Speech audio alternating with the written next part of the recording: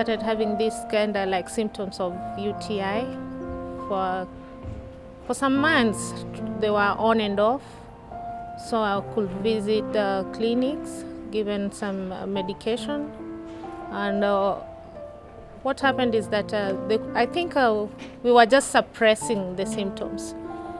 So after a while, I thought I had treated the UTI for a while, so I thought to consult a better doctor. A friend of mine introduced me to a gyna.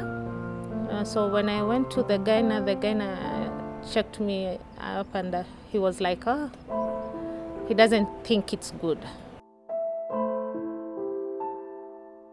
I was supposed to go back, but I freaked out. Just the thought of, because he was just open with me, and he was like, I think this one is cervical. And I freaked out. But fortunately, I had this doctor had my number. So he was kind enough to call me back. A doctor from a government hospital calling me back. I was surprised. And when he called back, he was like, Miriam, where are you? Then I was not in Nairobi. I told him I'm in Embu. And he was like, when are you coming back? I told him like in a week's time. He was like, I think you should try and hurry up. If you can, make it to the hospital before the weekends. I would like to examine you. So after like, I think a week, I came back, went to him. He checked me up, and he was like, we need to do a biopsy. So after a week, I checked myself into the hospital, Mama Lucy. When I got there, unfortunately, my HB was not good. I had I think it was 7.2 or something. So the doctor said, I can't go in for surgery with that amount of blood. It was too little. So they had to do transfusion. Just like in our hospitals, getting blood it's not easy. So I was at Mama Lucy for almost 4 days. Nothing was being done. I was not being given anything. There was no blood. When my family wanted to donate, they were told that Mama Lucy doesn't have a blood bank.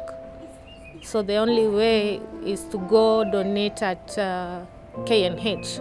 But they still told us that it's not a guarantee that even if they donate the blood at KNH, it's not a guarantee that I will get the blood, because they might donate the blood and still at KNH, if they have an emergency, they will consider the emergency first. Luckily, after like on the 5th day while I was at the hospital, luckily enough, I got blood. So the doctor on call decided that it was okay. I should go in for surgery. And the same day, I went in for the surgery to do the biopsy. So after like 16 days, my sister went back and got the results. It was on a Saturday, I can remember. And on that particular day, she was all over the place trying to find someone who could just tell us what the results were saying, because we just couldn't wait till Monday to go to the doctor.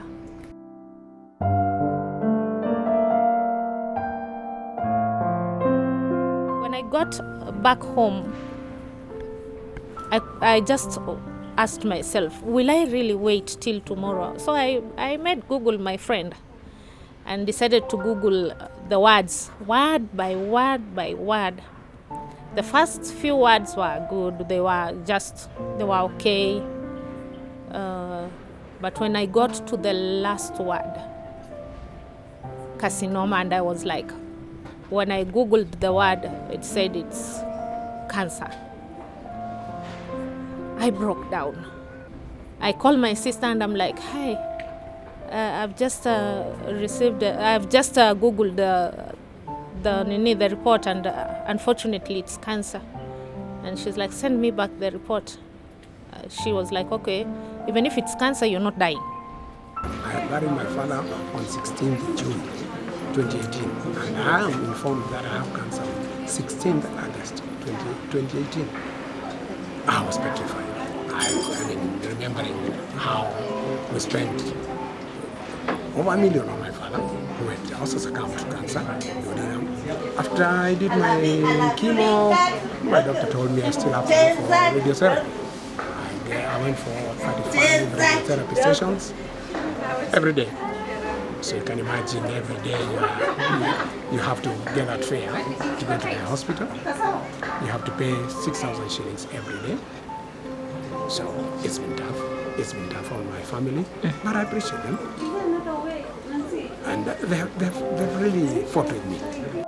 On 2014, I had a pimple on my left leg, and it started growing, and to an extent where it became a big. Okay, it started growing day by day. Now back then, it was not painful. It was just a pimple, so I didn't see any reason to go to hospital. Okay, now the pimple started being bigger, and when I went to hospital, the doctor said I should do X-ray. I did my first X-ray, and he suggested that I should do biopsy. Nurses were on strike. When I went to theatre, they just gave me my biopsy. I went with it home, so it was not taken to laboratory, and also they didn't put the right preservations on the biopsy. After 2 weeks, I took it to laboratory, and it was already expired because it didn't have the right preservations. You know, a human meat, it expires so fast, and back then it was 2 weeks. It was already expired. I decided to change the hospital and go to another hospital because now it has moved from pimple to a growth, and now the growth has started becoming so big. You know, when the cancer is touched, it started growing more faster. So it has started growing faster. So I started. I went to another public hospital. And I was told it was on December that all the doctors are on holiday, so I should wait till January. And you see, it's still growing. So in January, I was given an appointment on 26th of January. So I went for the appointment on January the 26th. I was told to do an X-ray. I did the X-ray, and at the same day, then I was told to do another biopsy. And I did another biopsy immediately.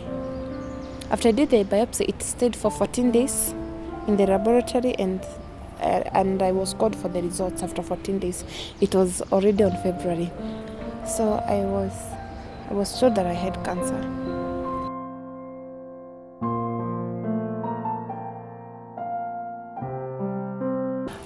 The first thing that made me go to hospital, I had a swelling on my neck, my right side of my neck, and that made me go to hospital in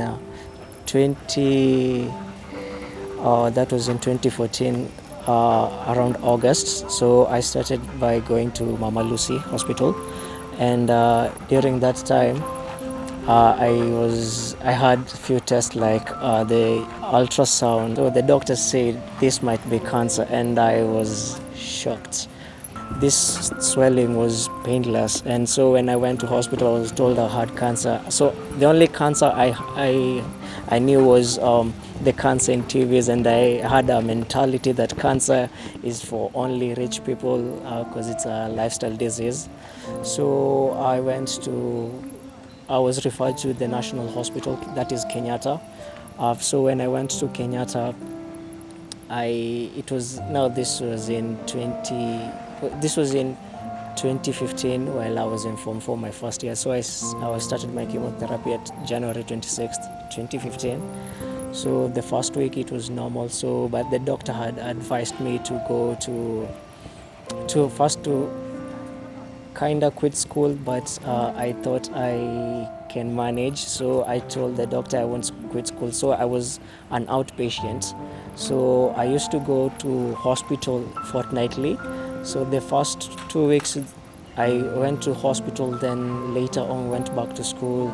Then I could come back home for the treatment, for the chemotherapy, but it reached a point that the chemotherapy was so hard on me that it made me lose strength and everything. When I was halfway there, I requested for another test that's a CT scan.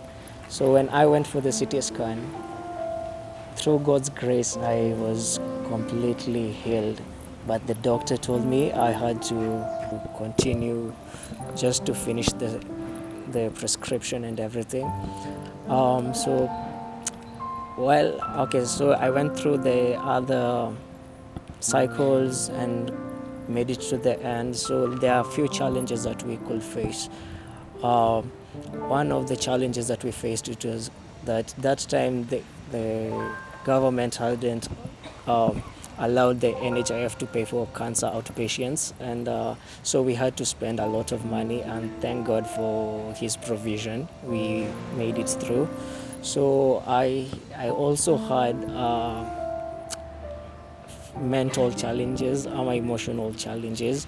So it's because one time when we could go to the hospital, then when you look for people who you were with together in the chemotherapy sessions, you could find them when you asked about someone who was in the chemotherapy with you guys, then the doctor told us, oh, some passed on, and that was so frustrating. And so I had this mentality that I was the next one to go.